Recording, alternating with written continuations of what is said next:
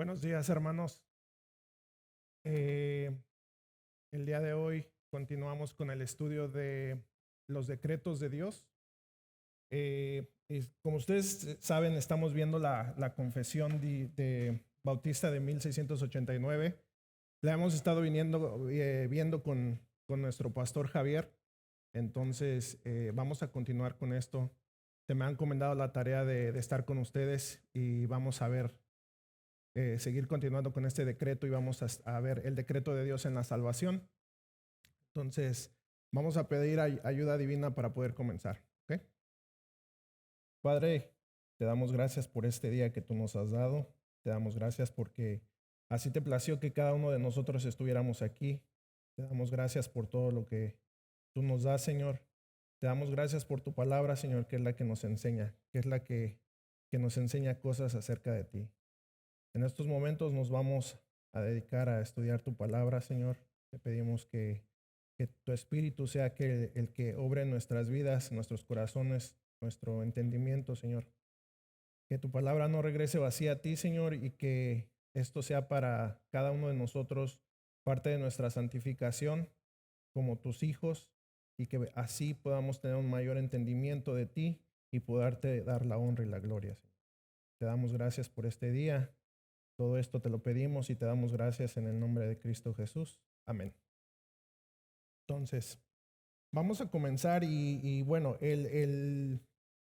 como ustedes ya lo saben, hemos estado viendo los decretos de Dios y el pastor Javier nos ha estado enseñando de la confesión los primeros dos puntos. En la confesión el punto 3 es acerca de los decretos de Dios y como ustedes saben se componen de varios puntos. El pastor nos ha venido enseñando acerca del punto 1 y del punto 2 en las pasadas clases. Y solamente rápido a forma de refrescar la mente, ¿qué es lo que hemos venido viendo acerca de los decretos de Dios? Si alguien quiere participar. ¿O qué se acuerdan? ¿Qué hemos visto con el pastor acerca de los decretos de Dios? ¿O empezamos de cero?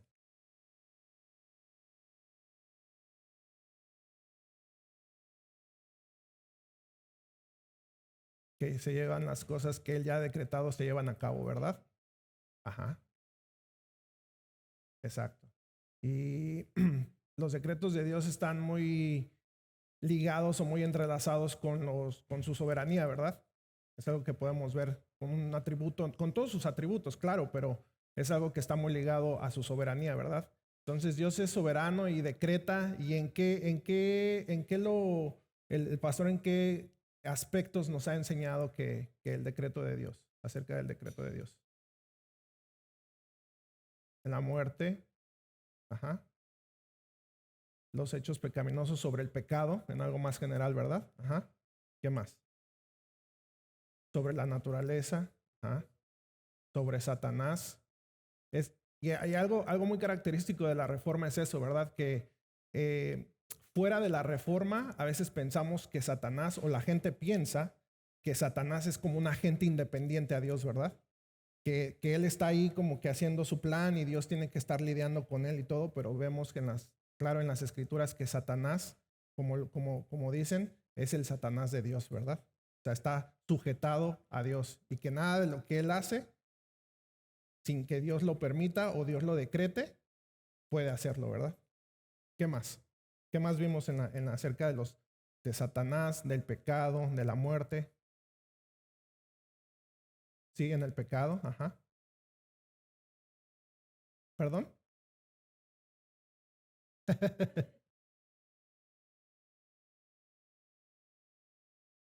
Sobre los ángeles, sobre el sufrimiento, sobre los gobiernos, ¿verdad? Dios es, ajá, en las cosas más insignificantes, ¿verdad? Ajá, ajá. Eso es importante, ¿verdad? Para mostrar un bien mayor. Eso es importante porque a veces el pecado lo vemos y decimos, bueno, como un Dios como el que nosotros vemos en las escrituras puede permitir el pecado y de eso trae el sufrimiento y todo esto, pero vemos que es precisamente para castigar el mismo pecado y también para que él levanta a ciertas personas, como un ejemplo sería Faraón. ¿Para qué?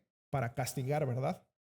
Y entonces, a pesar de que ellos tienen en la intención de sus corazones hacer el mal, pero Dios lo usa al final para bien y para un propósito mayor, como lo dijo Abiezer, ¿verdad?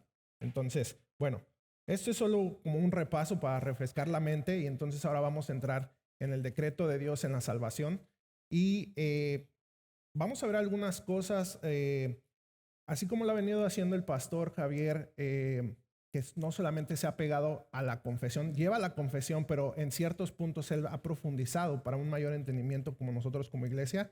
Vamos a tratar de hacer esto el día de hoy también, ¿verdad? Esperemos que avancemos lo que tengamos que avanzar. El punto es que como iglesia nosotros vayamos entendiendo y profundizando más en la palabra, ¿verdad? Entonces, bueno, el decreto de Dios, en un segundito.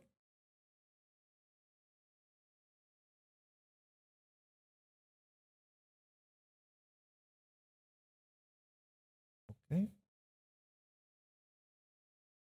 Entonces, para entrar al decreto de Dios en la salvación, tenemos que empezar con ciertas cosas, o vamos a entrar con una introducción, ¿verdad? Entonces, nosotros vamos a empezar con algunas presuposiciones. Y cuando digo presuposiciones me refiero a cosas que nosotros ya sabemos que la palabra nos dice y no presuposiciones como usualmente la palabra la usamos en creer o pensar que la palabra dice algo o que Dios es de cierta manera. Si nosotros somos presuposicionalistas, quiere decir que nosotros ya damos por hecho ciertas cosas, ¿verdad? Como un ejemplo sería que Dios es un Dios trino, ¿verdad? Es una presuposición, es algo que ya sabemos, es una base que tenemos ya, ¿verdad? O que Dios es santo y así. Entonces, nada más solo como aclaración. Entonces, vamos a empezar con unas ciertas, y bueno, como les digo, las presuposiciones son ciertas creencias que afectan cómo pensamos, nuestra cosmovisión como cristianos, ¿verdad? Entonces, y eso, como se los dije, proviene del conocimiento de la palabra. No, como aclaración, no que vienen de lo que nosotros creemos o nosotros pensamos, sino que provienen de la palabra. ¿Ok? Entonces, ya lo vimos esto, Dios es soberano, solo como un recordatorio y lo vimos con el pastor. Isaías 46:9, acordaos de las cosas pasadas desde los tiempos antiguos, porque yo soy Dios y no hay otro Dios. Y nada hay semejante a mí, que anuncio lo porvenir desde el principio y desde la antigüedad, lo que aún no era hecho, que digo, mi consejo permanecerá y haré todo lo que quiero. Entonces, vemos aquí en Isaías cómo Dios está declarando que lo que Él quiere, Él va a pasar, ¿verdad? Y está envuelta ahí su soberanía, ¿verdad? Alguien que no sea soberano en todo el sentido de la palabra, ¿podría declarar estas cosas? No, ¿verdad? Porque podría haber muchas cosas envueltas para que llegara a pasar lo que Él decreta. Pero sin embargo, Dios lo decreta y así pasa, ¿verdad? Ahora, el que el Dios sea soberano, ¿cómo podemos nosotros como cristianos explicar ese atributo de Dios, que Dios es soberano? Y esa es una pregunta para ustedes. Y no necesitamos traer, obviamente, definiciones teológicas ni nada, sino en palabras simples. ¿Cómo nosotros podemos describir que Dios es soberano? Señorío sobre todo, ajá. Que Él tiene autoridad, ¿verdad? Él tiene autoridad, Él tiene el poder para hacer las cosas. Porque a lo mejor yo podría querer hacer ciertas cosas, pero si no tengo el poder, no tengo esa autoridad para hacerlo, el querer se va a quedar ahí, en un querer nada más. Pero Dios está envuelta, en ser soberano está envuelto que tiene el poder y tiene esa autoridad para hacer lo que a Él le plazca. Muy bien. Y entonces, aclarando esto acerca de que Dios es soberano, Dios cómo expresa o cómo nos da a nosotros a ver cómo nosotros como seres humanos podemos ver a Dios expresando o ejerciendo ese ser soberano. ¿Cómo lo podemos ver? Y está muy fácil, pero en la misma naturaleza, ¿verdad? En la misma naturaleza y en algo más concreto, más general, en ese decreto que estamos viendo. Entonces, para nosotros ver que Dios es soberano, Él tiene muchos atributos, pero cómo nosotros vemos o cómo nosotros sabemos que Él es santo, que Él es amor, Él despliega externamente, fuera de sí, ciertos atributos de ciertas maneras. Y exactamente nosotros, para saber que Él es soberano, lo despliega a través de sus decretos. ¿Ok? Entonces, vamos a continuar. Esta es otra de las presuposiciones. Los decretos de Dios nos referimos al plan o propósito eterno, ¿verdad? Y bueno, ya el pastor nos había traído una definición de lo que son los decretos. Yo traigo aquí solamente para complementar. Nos referimos al plan o propósito eterno, volitivo, omnisapiente, soberano e inmutable, mediante el cual Dios ha hecho ciertos todos los acontecimientos del universo pasados, presentes y futuros, tomando en consideración que para Dios el tiempo no es un factor en su decreto. Y esto ahorita lo vamos a aclarar. Ya que Él decretó en la eternidad, fuera del tiempo, en otras palabras, ¿verdad? Y lo vamos a aclarar ahorita. La razón es porque Él es eterno y Él es autoexistente, ¿verdad? Él era el único presente en la eternidad pasada, por lo tanto no había nadie ni nada externo a Él que lo moviera o hiciera decretar de la manera en que Él lo ha hecho. Es decir, solo para aclarar, Dios está fuera del tiempo, ¿verdad? Él es eterno, o sea, no un comienzo, no va a haber un final para Él. Él siempre ha existido. No hubo algún momento en que Él haya sido creado por alguien o por algo. Él siempre ha existido. Ahora, cuando vemos los decretos, como lo hemos estado viendo con el pastor, cuando Él decretó, fue antes de todo, ¿verdad? Entonces, antes de todo, incluyendo antes de que existiera el tiempo. Y nosotros como personas o como seres humanos que estamos dentro del tiempo, fuimos creadas dentro del tiempo, a veces es difícil nosotros entender, bueno, ¿cómo decretó antes del tiempo? ¿Cómo es eso? Sí, o sea, Él que ha sido eterno no está sujeto precisamente al tiempo. Nosotros sí. Nacemos, crecemos, nos morimos. Y todo lo basamos en tiempo, ¿verdad? Hasta este estudio, ¿verdad? Tenemos siempre ese tiempo para desarrollarlo. Pero Él no. Entonces, si en la eternidad pasada, como en teología se habla de antes de la creación del mundo, antes de que existiera todo, la eternidad pasada, lo único que existía era Dios, entonces no pudo haber habido o alguien o algo externo a Él que haya influenciado o que haya hecho que Dios haya decretado de cierta manera. Y es lo que estamos viendo ahí, ¿verdad? Entonces Él está fuera del tiempo, Él es autoexistente y Él es eterno, perdón. Entonces, pregunta, ¿cómo se llama el atributo de Dios que es autoexistente? Si alguien se recuerda cuando vimos los atributos de Dios con el pastor. La seidad. Es la seidad de Dios, ¿verdad? Él es autoexistente. No necesita de nada ni de nadie externo a Él para existir. Y ha existido por la eternidad. Y entonces, bueno, ahí cito unos versículos si los quieren ver para sustentar lo que estamos hablando ahorita. Quisiera leer todos los versículos que traigo, pero por cuestiones de tiempo nos va a ser difícil, ¿verdad? Ahora, espero avanzar lo que más se puede en esta clase, pero lo más seguro es que no vamos a acabar en esta clase, ¿verdad? Porque tenemos que construir todo lo que tenemos que ver el decreto de la salvación. ¿Por qué? Porque la salvación, ¿para quién es? Para nosotros, ¿verdad? Los creyentes. Entonces tenemos que, cuando hablamos de la salvación, bueno, pues traemos ciertos versículos a la luz, nos aprendemos ciertos o nos recordamos de ciertos, pero en este estudio, precisamente como es una escuela dominical, vamos a tratar, con la ayuda del Señor, profundizar un poco más, ¿verdad? Y que el tiempo no sea una limitante en nosotros para que no podamos profundizar lo que tengamos que profundizar. Ok. Otra de las presuposiciones es que nuestro enfoque principal debe de ser Dios y su propósito, no en las relaciones que ha formado con sus pactos, es decir, con nosotros los seres humanos. En materia de salvación, ¿cuál fue el propósito de salvar a un grupo de personas y no a todo el mundo? Y esa es una pregunta que, a medida de que desarrollemos el tema, la vamos a ir contestando, ¿verdad? No solamente es una respuesta, sino que va a ser el tema que vamos a desarrollar.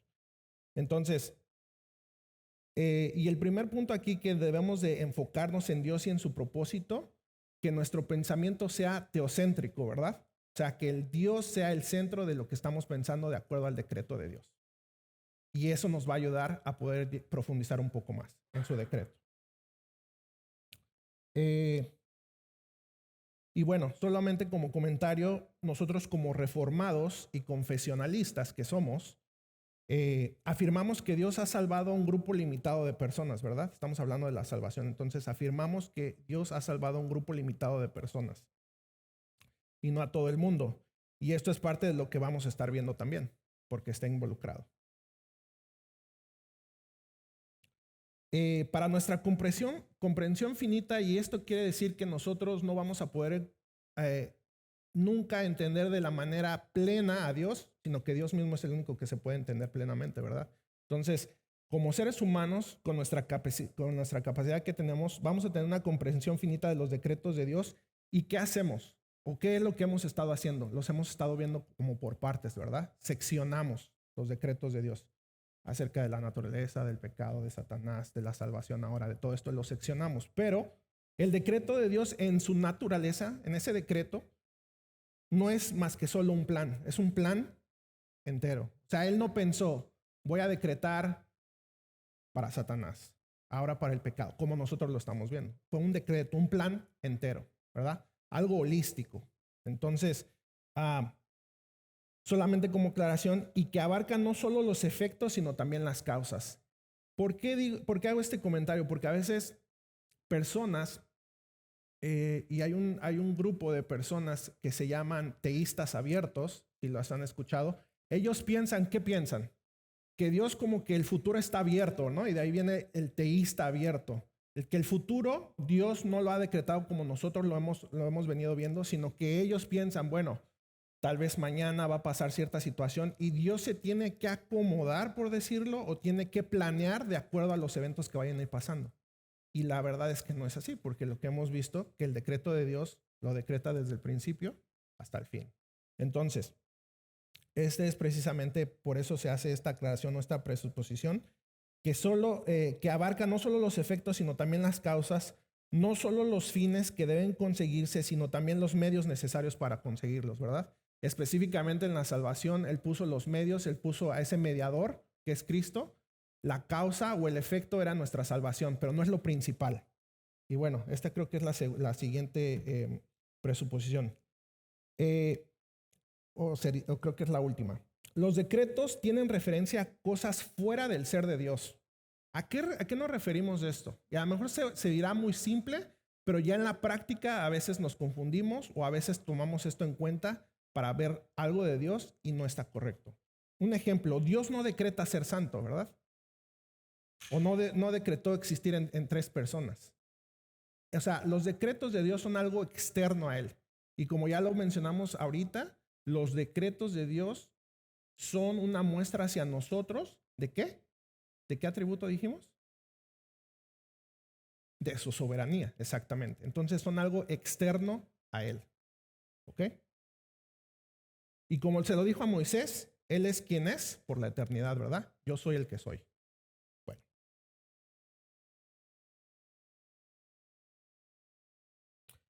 Y eso es lo que les estaba comentando ahorita. Algo que nos puede ayudar a tener un entendimiento más profundo acerca de este tema es, al Dios decretar salvación, algunas personas serían rescatadas de la ira de Dios. Eso es el efecto o la causa, ese es el efecto o el resultado y no el propósito.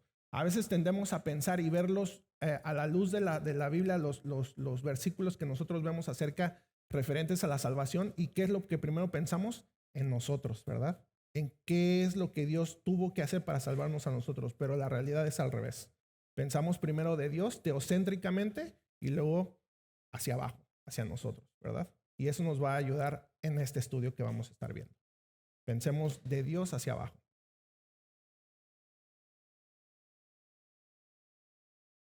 Ahora, para ver, como les dije, vamos a ir construyendo, si lo podemos traer como en una analogía, vamos a ir construyendo este caso o este estudio, ¿verdad? Parte de que veamos el decreto en la salvación, vamos a tener que ver la voluntad de Dios. Ahora, pregunta, ¿la voluntad de Dios expresada en las Escrituras, en todos los casos donde vemos que Él expresa su voluntad, es la misma?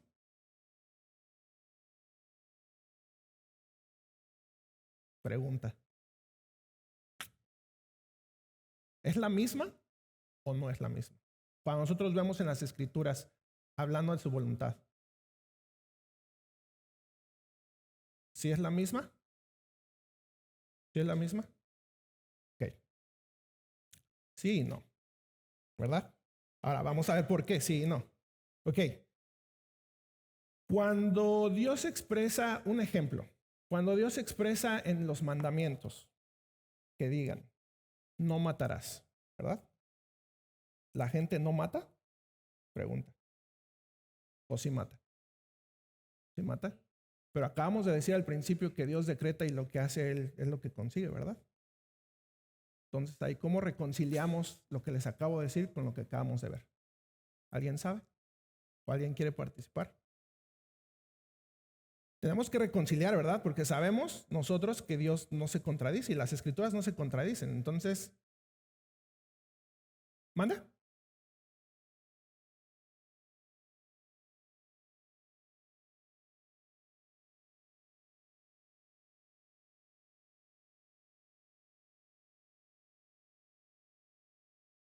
Uh-huh.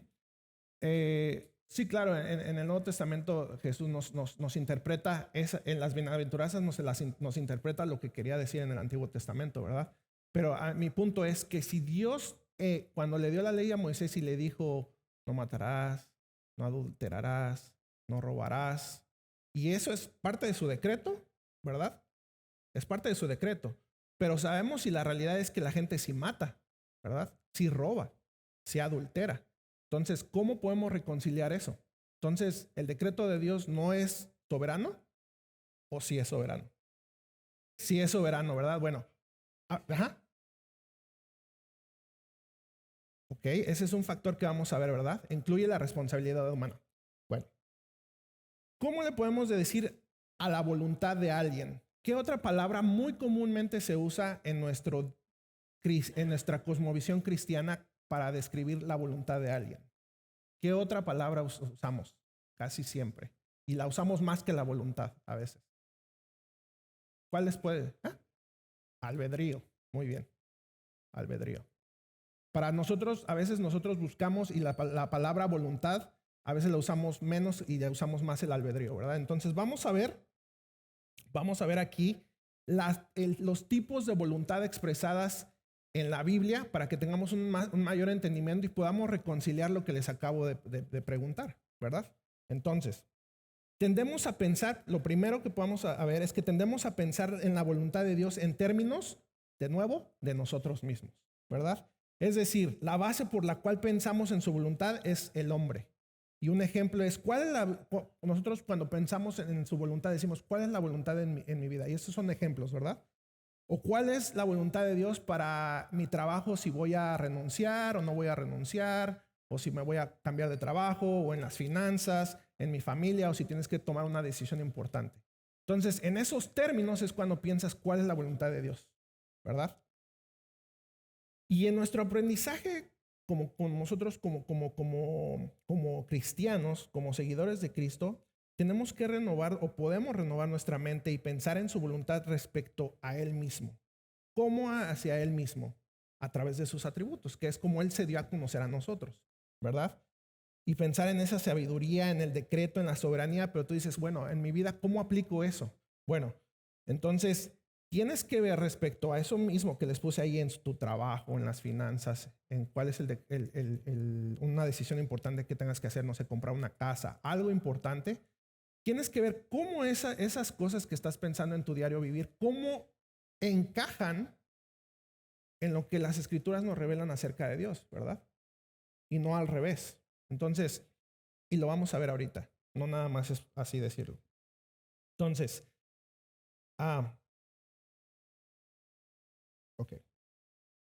Tenemos que ver que también Dios es en esencia uno, nada más, ¿verdad? Y es indivisible. Esto en teología se le habla como la simplicidad de Dios, ¿verdad? Es decir, Dios no tiene cierto porcentaje de Él que es justicia y cierto porcentaje que Él es amor y cierto porcentaje que es misericordia, sino que Dios es todo el tiempo, en todo momento. Todo es todo justicia, todo amor, todo esto, ¿verdad? Y esto de la simplicidad de Dios ya lo había comentado el pastor. Entonces nada más lo traigo porque nos va a ayudar a lo que estamos viendo. ¿Ok? ¿Y qué es la esencia de Dios? Bueno, pues es un conjunto de características que son permanentes, que no cambian o que son invariables que determinan a un ser o a una cosa, y esta es nada más la definición de esencia para que la apliquemos a lo que está ahí, ¿verdad? Que determinan a un ser o a una cosa y sin las cuales no sería lo que es, ¿verdad? Entonces, pregunta, aplicando esto, si Dios deja de ser soberano, ¿sigue siendo Dios? No.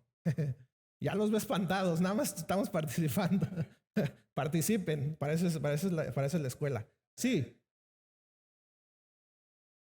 exactamente,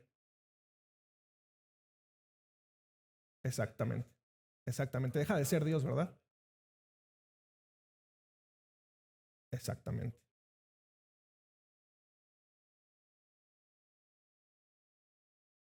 exacto, exactamente. Entonces, un ejemplo sería eso, que si nosotros en esa simplicidad de Dios que les estoy poniendo ahí en teología, nosotros decimos, bueno, si Dios deja de ser soberano, ¿sigue siendo Dios?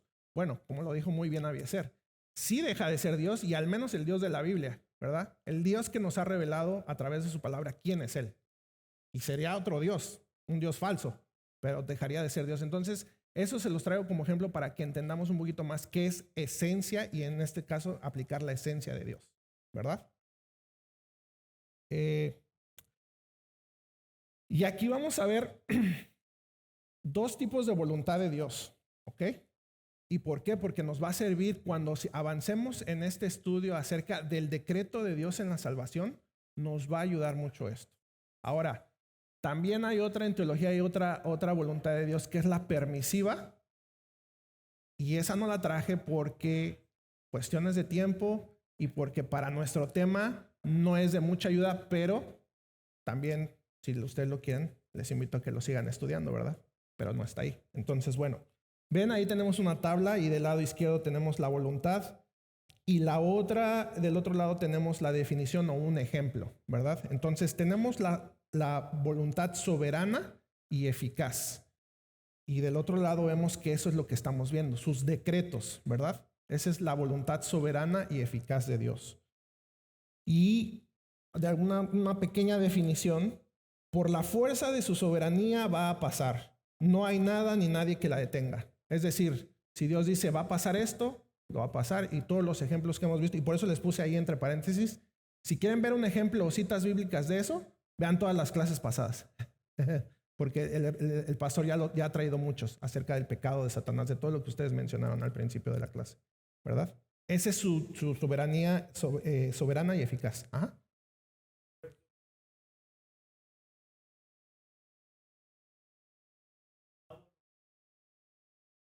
Uh-huh.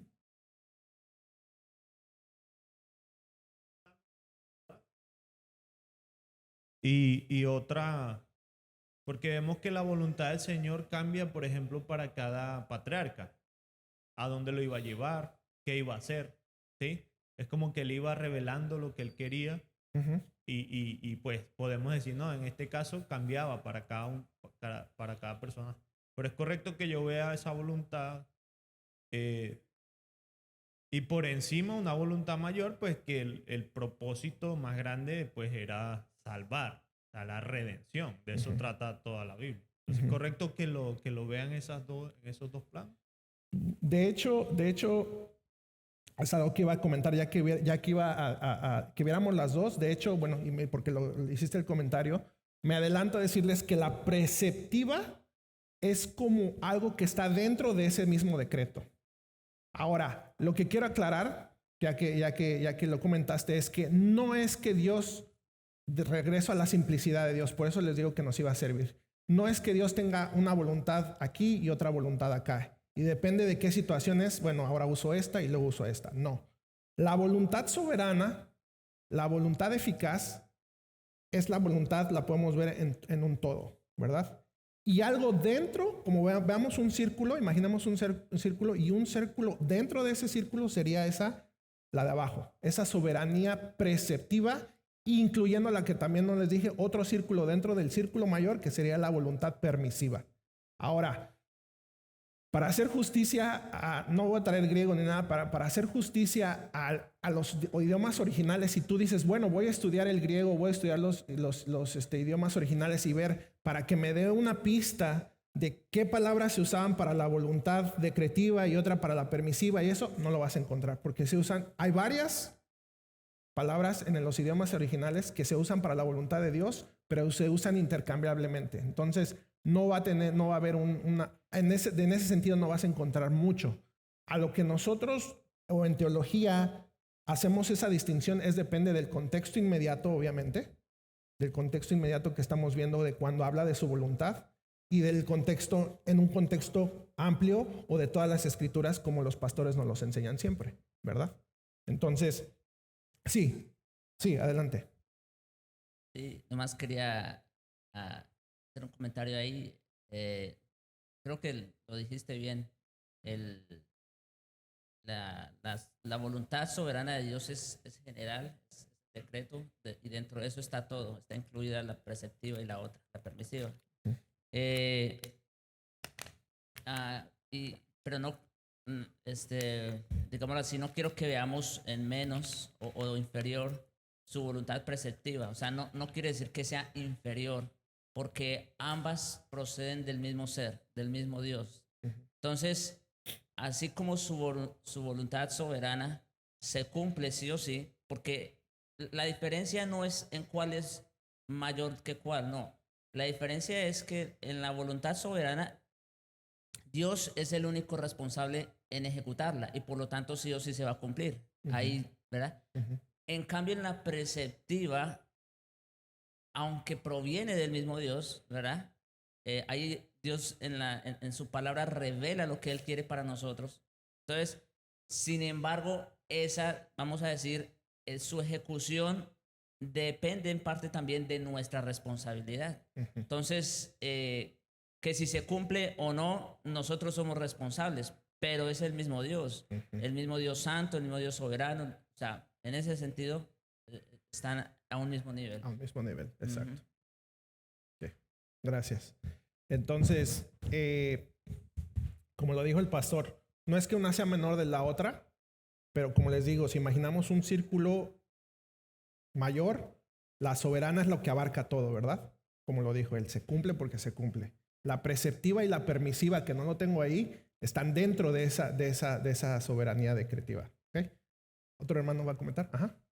El tema de la voluntad de Dios, en la preceptiva, mucha gente se confunde en que Dios cambia.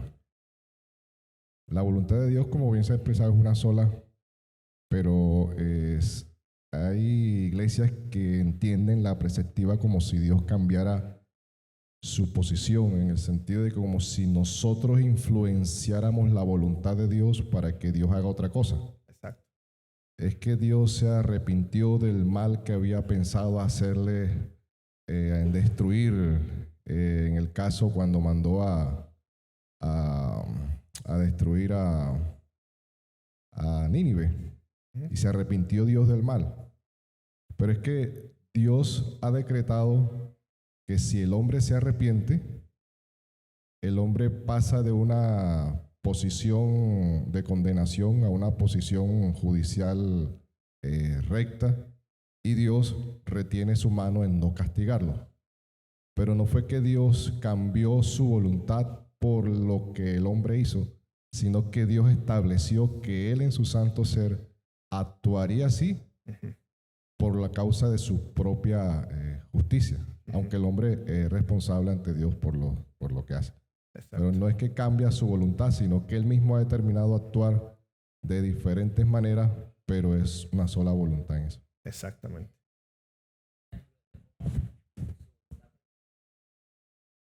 Exactamente. A ver, otra vez. No, nomás dije que eso que menciona el hermano Jesús es un ejemplo de cómo su voluntad preceptiva está sujeta a su voluntad soberana. No es que cambie, sino que Dios ya lo ha decretado de esa manera, aún esos cambios. Y eso sería como, en el caso que él mencionó, ¿verdad? Tiene que ver incluso con los medios. Volvemos a lo que tú dijiste al principio. Dios ha establecido las causas, los medios y los fines. Todo. Exacto. Exacto. Entonces, el ejemplo que trajo el hermano Jesús lo que nos está comentando el pastor, o algo que podríamos pensar en la voluntad de Dios es cuando cuando llegan a hablar con Abraham y van a destruir a Sodoma y Gomorra, ¿verdad? Y le dice, bueno, y si hay cierta cantidad de justos, la vas a destruir. Y entonces como que podríamos pensar que ahí estás tratando de convencer y cambiar lo que dijo el hermano Jesús, cambiar la idea o cambiarle el pensamiento a Dios, ¿no? Bueno, y si hay uno, ok, bueno, no. Entonces ahí como que cuando nosotros, ahora que nosotros estamos viendo esto, podemos aplicarlo cada vez que hagamos situaciones así en la palabra y ver, no es que no, como dicen, le torció la mano a Dios, ¿no? Y lo convenció de que no lo hiciera. No, era parte de, y lo dijo muy bien el pastor, que su voluntad preceptiva está sujeta a la decretiva. Y algo que también comentó el hermano Fanor al principio es que también está influenciado o está en parte de, en esa voluntad preceptiva, está la responsabilidad del hombre, ¿verdad? Ok. ¿Hay alguien más que...? Ajá. Buenos días, hermano. Buenos días. Eso es maravilloso porque de un punto de perspectiva apologético se puede explicar cómo mucha gente confunde la voluntad preceptiva con la justicia de Dios. Entonces piensan que conocen a Dios, pero uno puede aclarar la diferencia entre las dos cosas y piensan que solo porque Dios permitió que algo sucediera, que es su justicia ejecutada, cuando no tiene nada que ver, porque Él puso la responsabilidad humana. Exactamente. Y bueno, también algo parte de lo que vamos a ver más adelante es acerca de la oración, ¿verdad? Algo que usted preguntó, ¿verdad? No es que nosotros, cuando nosotros oramos por algo a Dios, es que lo vamos a tratar de convencer, y mientras más ores, o en esa doctrina católica romana que tienes que rezar ciertas cosas o cierto número de Padres Nuestros o Ave Marías y todo para que Dios te perdone, o Dios si le estás pidiendo algo. En ese pensamiento no es así la oración, ¿verdad?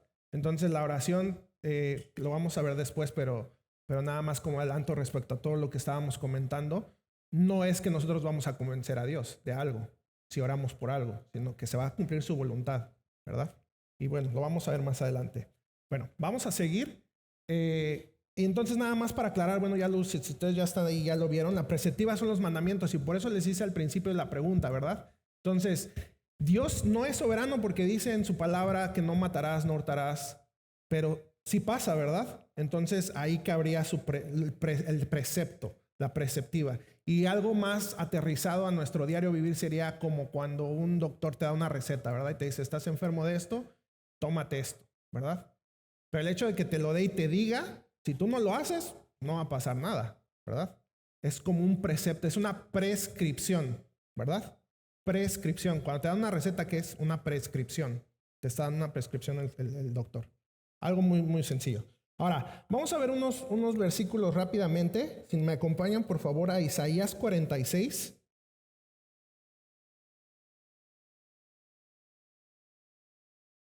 Y van a ser los versículos 9 y 10.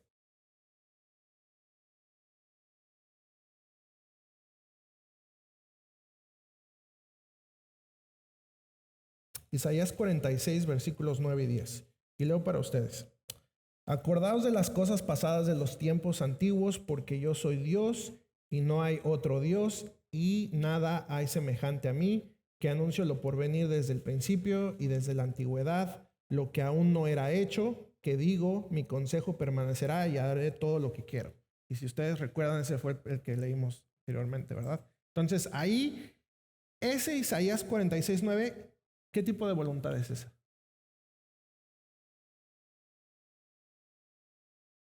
La voluntad soberana y eficaz, ¿verdad? Ahí está declarando algo, no está sugiriendo, no está prescribiendo algo, una prescripción, sino está declarando que todo lo que Él quiera, Él lo va a hacer. Y siempre teniendo en cuenta lo que dijo el pastor Javier, su voluntad preceptiva está sujeta a su voluntad soberana. Muy bien. Ahora, Mateo 22, 37 al 39. Y vamos a Mateo 22, 37 al 39.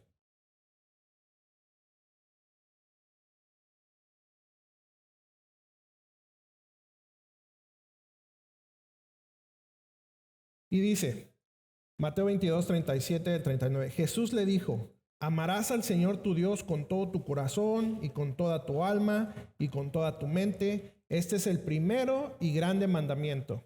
El segundo es semejante. Amarás a tu prójimo como a ti mismo. De estos dos mandamientos depende toda la ley y los profetas. ¿Qué voluntad de Dios es esa? Muy claro, ¿verdad? No lo hacemos ni por un día completo, amar a nuestro Señor con todo nuestro corazón, con toda nuestra mente. Entonces, aquí estaba hablando Jesús, ¿verdad? Entonces podemos ver esa diferencia y como se los dije al principio, nosotros podemos ver cuando estemos leyendo de qué voluntad se trata, ¿verdad? Siempre tomando en cuenta que la preceptiva está sujeta a la soberana. ¿Ok? Y de hecho, solo como comentario, nosotros como seres humanos, aún redimidos, aún siendo hijos de Dios, seguimos resistiendo a la voluntad preceptiva de Dios, ¿cierto o no? Seguimos pecando todos los días. No amamos a Dios como como acabamos de leer que Jesús nos manda amar a Dios y a nuestro prójimo tampoco. Entonces es algo que podemos distinguir. Y como lo dijo el hermano Jesús, para que no nos confundamos en que hay esa confusión de las dos voluntades de Dios, y entonces vamos a leer versículos respecto a la salvación, que dice que Dios no se, y bueno, lo voy a traer más adelante, pero dice Dios no se alegra en que la gente se pierda, ¿verdad? Pero entonces vemos eso y luego vemos que Él desde antes de la fundación del mundo decretó a algunos para salvación y luego vemos otro y entonces es como que dices, bueno, ¿cuál es cuál? Entonces, como lo dijo el hermano Jesús de nuevo, para no confundirnos y como lo vamos a ver en la salvación, ciertas voluntades aplica de diferentes maneras, ¿verdad? Bueno, sigamos. Ahora, ya entrando a la confesión, eso solo fue la introducción, hermanos, ¿ok? No es cierto. Es parte del tema, pero ya entrando a la confesión en el punto 3, que es lo que estamos viendo, ese punto 3 del decreto de Dios tienen 7 puntos. Si ustedes ven si tienen sus confesiones, van a ver que tiene 7 puntos del decreto de Dios. Todo lo que hemos visto con el pastor Javier hasta la última clase que él dio son los primeros 2 puntos. ¿Ok? Entonces nosotros vamos a ver del 3 al 7. No hoy, no todo, pero vamos a verlo. Y dice así el punto 3. Por el decreto de Dios para la manifestación de su gloria, algunos hombres y ángeles son predestinados o preordenados a vida eterna por medio de Jesucristo, para alabanza de la gloria de su gracia, y otros se les deja actuar en su pecado para su justa condenación, para alabanza de la gloria de su justicia. Eso es lo que la confesión declara acerca del decreto de Dios en la salvación, ¿verdad? Entonces vamos a ver la primera parte, que es hasta donde dice para la gloria de su gracia.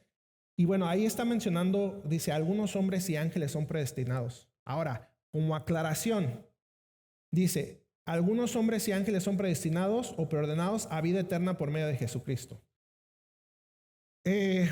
Tal vez la sintaxis o cómo se desarrolló esto, sabemos que nosotros que Cristo vino en forma de hombre para salvar a quienes, a hombres, a seres humanos, ¿verdad? No nos confundamos en que Dios murió en la cruz para salvar a ángeles. Eso está claro también. Nada más es como aclaración. Entonces, vamos a empezar. Primera de Timoteo 5:21, y estos son los versículos que la misma confesión cita al declarar lo que acabamos de leer, ¿verdad? Dice, te encarezco delante de Dios y del Señor Jesucristo y de sus ángeles escogidos que guardes estas cosas sin prejuicios, no haciendo nada con parcialidad.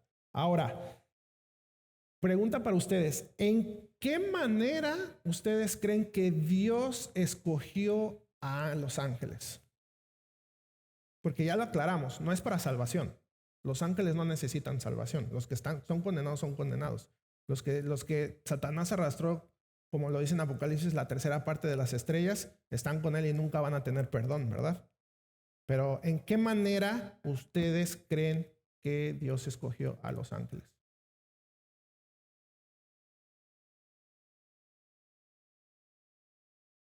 Ante Él. Para revelarse ante Él, para servir. Básicamente es eso, ¿verdad?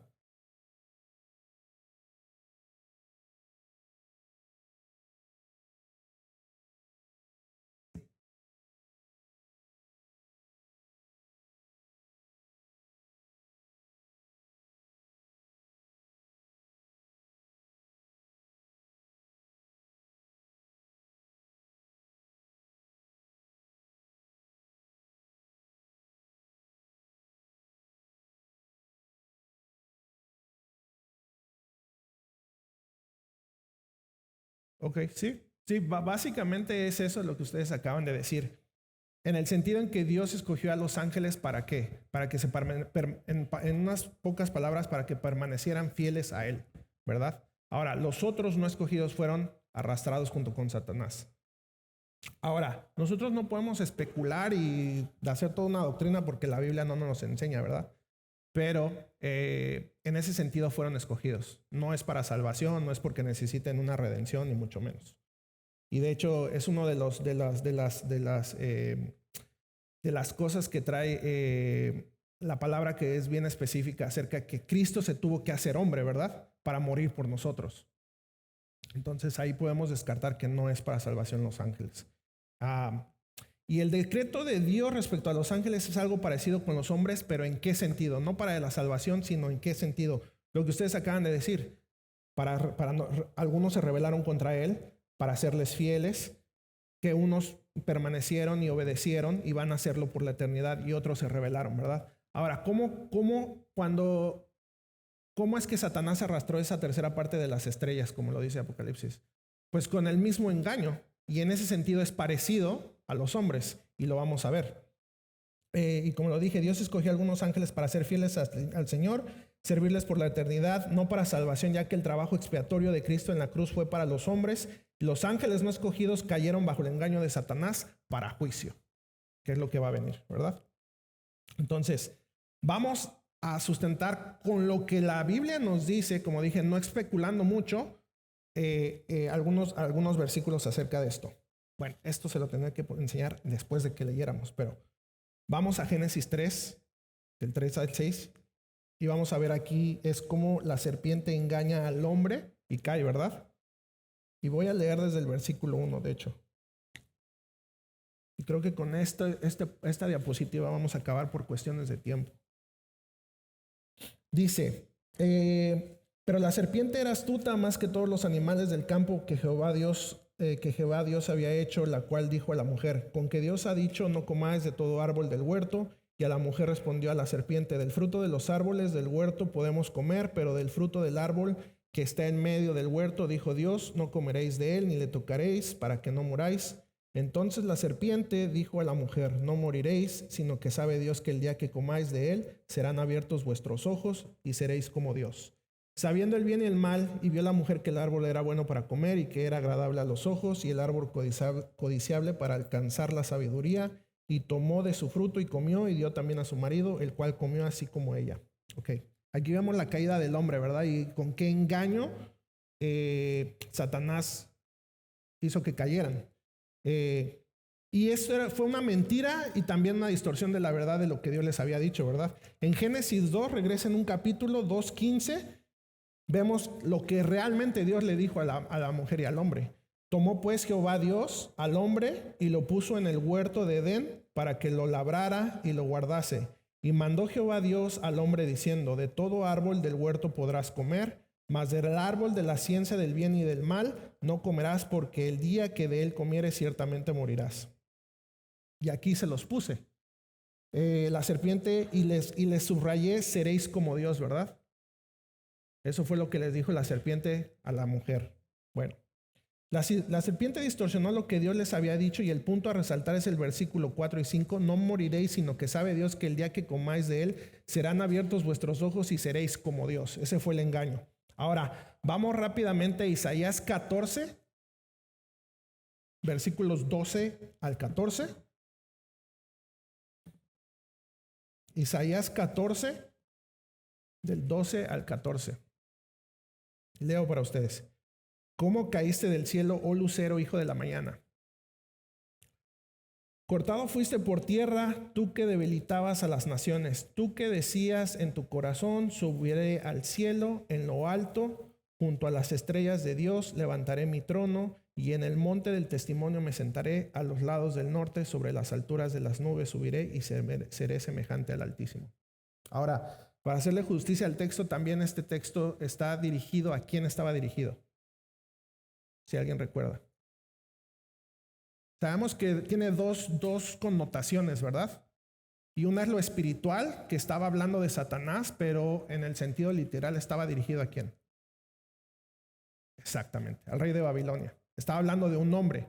Pero acuérdense, así como en los Salmos y en otras partes, hay veces que están hablando, en los Salmos, por ejemplo, está hablando David, pero está hablando proféticamente y sabemos que está hablando de Cristo. Tiene dos significados. Está hablando David y está hablando acerca de Cristo. De la misma manera aquí en Isaías. Está hablando del rey de Babilonia, pero también está hablando de la caída de Satanás, ¿verdad?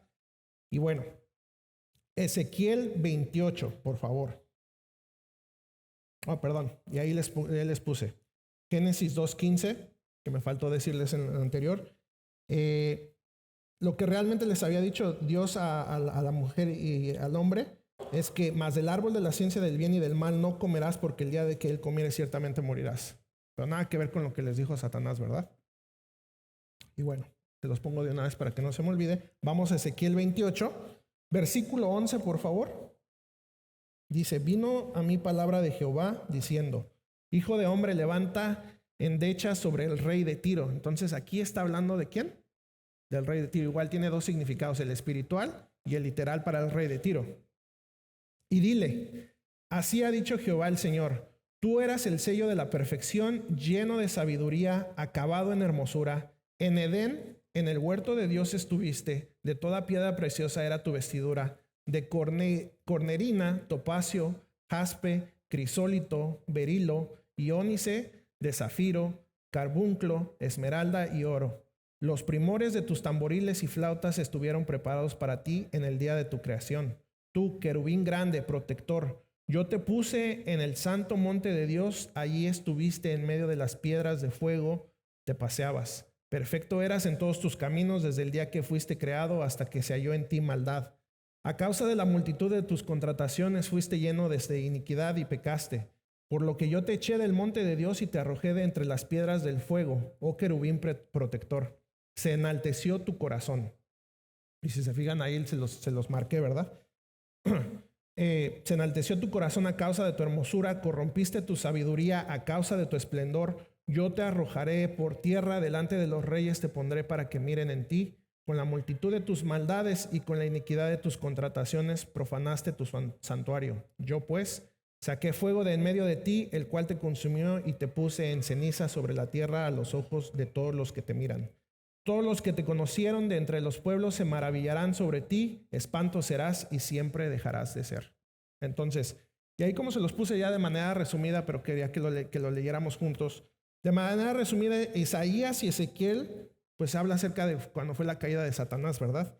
Y entonces las cosas a resaltar de esas 12 citas es que dice que seré semejante en su corazón. Satanás decía, seré semejante al Altísimo. ¿Qué le dijo a la mujer? Ahí está, arriba. Seréis como Dios, ¿verdad? Hasta que se halló en ti maldad, se halló maldad en Satanás, ¿verdad? Ahora nosotros con la caída, ¿en qué estado estamos? En el estado de maldad, ¿verdad? En nuestro estado inicial es estado de maldad. Fuiste lleno de iniquidad, pecaste, se enalteció tu corazón. Entonces, lo que quiero resaltar es aquí, como lo dije, para que no confundamos lo que la confesión dice acerca de los ángeles escogidos o predestinados y los hombres, es eso. Uno, que no se confunda de que los ángeles también necesitan salvación. Creo que eso ya lo damos por hecho y lo sabemos. Y lo segundo es esto, ¿verdad? Que entonces Satanás y con los que engañó también, y la tercera parte de las estrellas, que es una referencia a los ángeles en ese momento y que fueron atraídas a la tercera parte, fueron engañados por Satanás y muy similarmente, ¿verdad? Y aquí lo estamos viendo. Bueno, el hombre y Satanás y los ángeles. Eso es lo que quiero que vean respecto a la confesión. ¿Okay? Voy a parar aquí porque entonces ya vamos ahora en lo que dice la confesión respecto a los hombres, que es en lo que nos vamos a enfocar más, obviamente, porque para nosotros sí es la salvación, pero por cuestiones de tiempo para la siguiente clase. ¿Ok? Entonces, ¿alguien tiene preguntas o comentarios para acabar?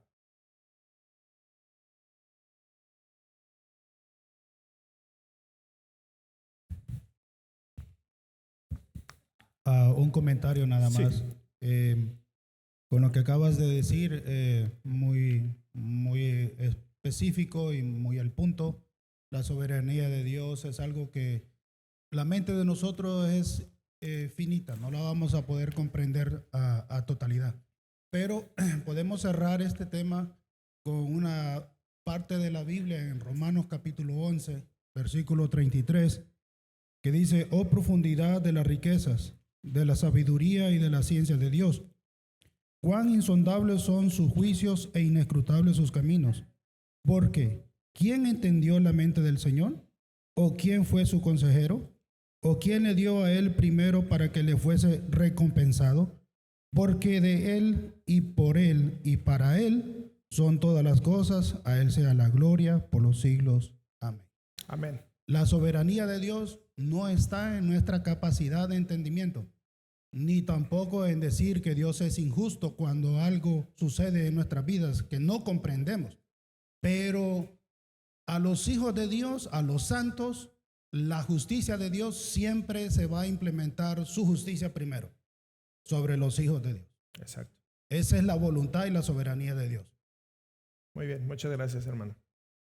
¿Alguien más para terminar? Bueno, entonces vamos a orar y la siguiente clase ya nos vamos a enfocar y vamos a entrar de lleno al tema del decreto de Dios en la salvación. ¿Ok? Teníamos que construir todo esto para que tuviéramos un contexto. Gracias, Padre, te damos por este día y por estos momentos que tú nos has dado. Te pedimos que tu palabra no regrese vacía, que deje algo en cada uno de nosotros, que podamos tener un poquito más de entendimiento, Señor, de tu palabra. A veces nosotros somos muy egocéntricos y creemos que ya sabemos todo, pero no es así. Tu palabra nos revela cada día más y podemos aprender más de ti. Y eso nos lleva a nosotros a esa santidad que cada día nosotros tenemos que ir avanzando más y más en ella. Te damos gracias por tu palabra, Señor, y te pedimos que ahora que en los momentos que estamos dispuestos a escuchar al pastor, que tú abras nuestros oídos, nuestros corazones, que a él le des de nuevo, Señor, para que él hable de tu palabra, que llegue a nuestras vidas, Señor, que tu Espíritu Santo sea el que obre en cada uno de nosotros. Te damos gracias, Señor, en el nombre de Cristo Jesús. Amén.